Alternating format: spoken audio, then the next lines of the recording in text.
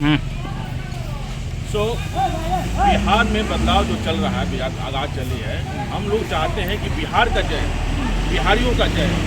जिस तरह से बिहार के लोग अपमानित होते हैं, उस अपमान का हमें बदला लेना है। हम अपने राज्य में फैक्ट्री चाहते हैं, अपने राज्य में चाहते हैं हमारे जो बच्चे हैं हमारे राज्य में हम आंखों के सामने रहे, इसके अर्थव्यवस्था के लिए काम करें। इसलिए बिहार की जय हो, इसके लिए मैं एक नारा दूंगा, आप लोग बोलिएगा जय जय बिहार, मैं बोलूँगा जय बिहार, आप लोग बोलिएगा जय जय बिहार। जय बिहार, जय बिहार, जय बिहार, जय बिहार, जय बिहार। जनता का सुंदर राज, जनता का सुंदर राज। बहुत बहुत धन्यवाद। क्या लग रहा है बिल्कुल रणनीति चल रही है। आप देख रहे हैं किस तरह से बिहार में करके सारी जो एस्टैब्लिश पार्टी है वो घबराई हुई है, डरी हुई है, सहमी हुई है, इसलिए बार बार अपने मुद्दों का घेर बदल रही है। वो जाति पात धर्म और इसी में लटकाना चाहती है, लेकिन बिहार की जनता, बिहार के युवक ये चाहता है कि हमको इसी राज्य में हमको चाहिए, इसी मिट्टी में, इस मिट्टी में कोई दोष नहीं है सर। हम बोलते हैं ना कि यहाँ से लोग सबसे IAS IPS निकलते हैं, इंजीनियर निकलते हैं, डॉक्टर निकलते हैं। मैं भी यहीं का हूँ, 10वीं तक यहीं पढ़ाई किया हूँ।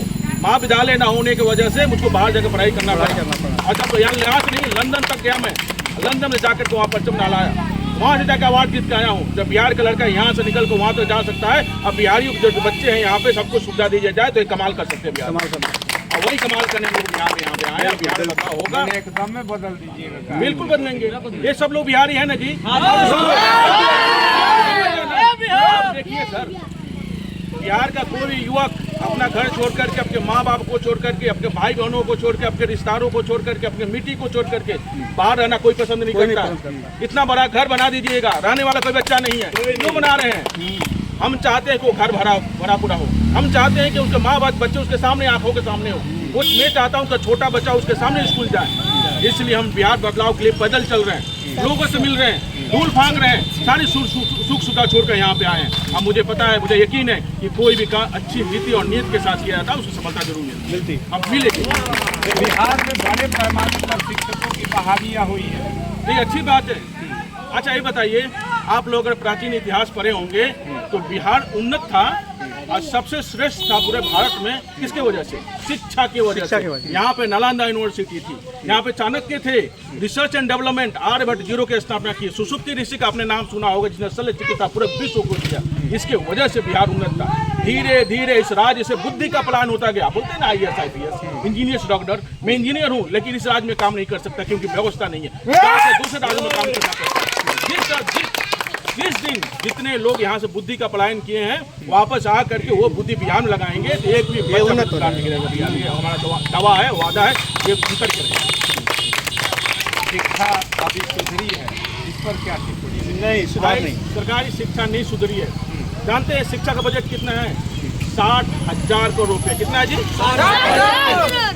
अब पूरे बिहार में, मैं आज दावे के साथ कह रहा हूँ, पूरे बिहार में घूमिए, अब मुझे 6 को बच्चे को ला के दीजिए, 10 को बच्चा को ला के दीजिए, 5 को शिक्षक दिवस, एक बात सुनिए, 5 बच्चों को लाइए, 60,000 करोड़ रुपया खर्च होता है, लेकिन 5 बच्चे उस पढ़ाई से बन करके ना आइए IIT निकल क्लियर करते हैं, ना नीट क्रैक करते हैं, ना वकील बनता है, ना कोई IAS बनता है, ना IPS बनता है। तो इस 60,000 रुपया कहाँ जाता है जी?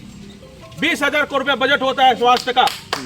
आप एक बच्चे का इलाज यहाँ पे करा के दिखा दीजिए, 20,000 रुपया किसके खाते में जाता है, किसके पॉकेट में जाते हैं? इसके खिलाफ हमारी लड़ाई है। यही कुव्यवस्था को व्यवस्थित करने के लिए हम लोग जन सुराज कर रहे हैं कि हमको सत्ता परिवर्तन नहीं, व्यवस्था परिवर्तन।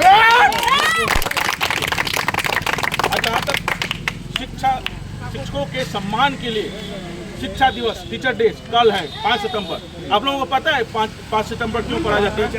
टीचर से किसके नाम पर बनाया जाता है? सर्वपल्ली राधाकृष्णन। वो क्या थे? बहुत बड़े वो दर्शन शास्त्री थे, बहुत सारी किताबें लिखी, पूरा दर्शन लिखा है उन्होंने। उपनिषद, जो सनातन की बात करते हैं ना, ये बात को सुन ले, उपनिषद 18 प्रिंसिपल उपनिषद उन्हीं के लिखा हुआ बहुत बड़ा अनुवाद है। इसके वजह से उनको विश्व ख्याति मिली, प्राप्त हुआ।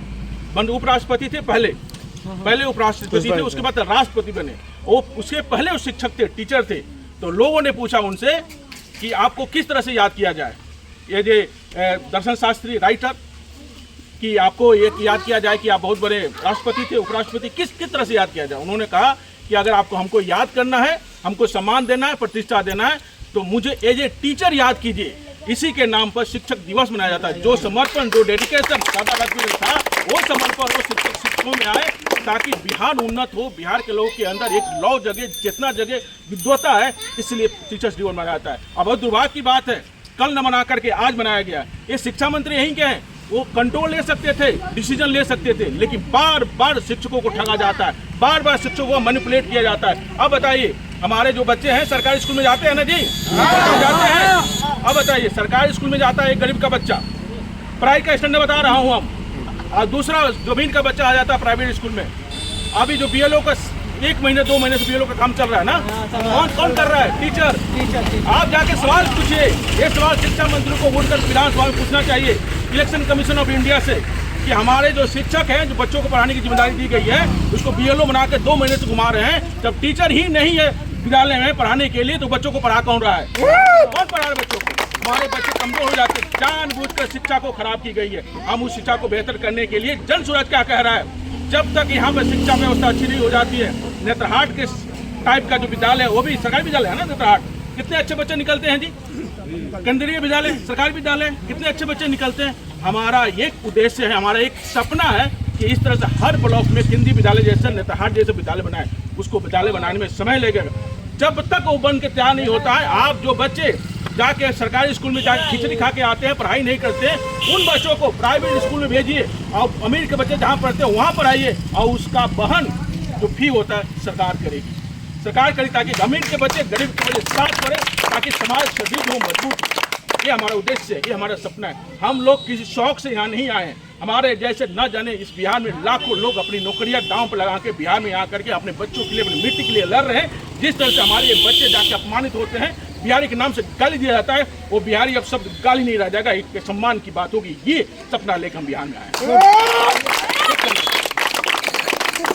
ना कोई बढ़ाने की लालसा है, ना लालच है, ना कोई अब सपना बाकी रह गया है। जो अचीव करना था अचीव कर रहा है। जिस दिन ये बच्चा उठ करके बोलेगा कि हमारे धरती के लिए जो बिहार पीछे चढ़ गया था, उसके लिए कोई व्यक्ति कदम से कदम मिलाया था, कंधा मिलाया था, लड़ा था सरकारों से, ये बच्चा जिस दिन उस दिन हमको सम्मान मिलेगा कि हमने कुछ कार्य किया। तो